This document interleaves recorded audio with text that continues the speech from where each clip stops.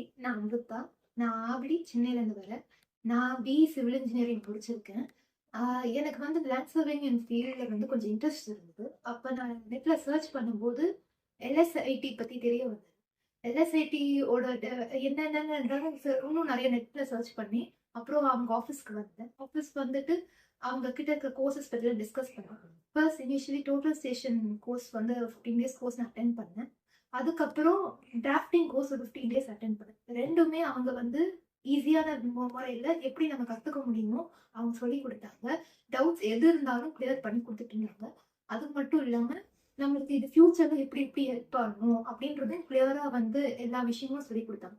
அதுக்கப்புறம் எனக்கு வந்து இங்கேயே அதாவது லேடர் சர்வே இன்ஸ்டிடியூட்லயே எனக்கு வந்து ஆ பிளேஸ்மெண்ட்டும் கிடைச்சது. லேடர் சர்வே இன்ஸ்டிடியூட்லயே எனக்கு வந்து பிளேஸ்மெண்ட் கிடைச்சது. அதுக்கப்புறம் இங்க இப்ப இன்னும் நான் டெவலப் பண்ணிட்டு இன்னும் கரியர்ஸ் டெவலப் பண்ணிட்டு இருக்கிறது அளவுக்கு அவங்க ஹெல்ப் பண்ணிட்டு இருக்காங்க.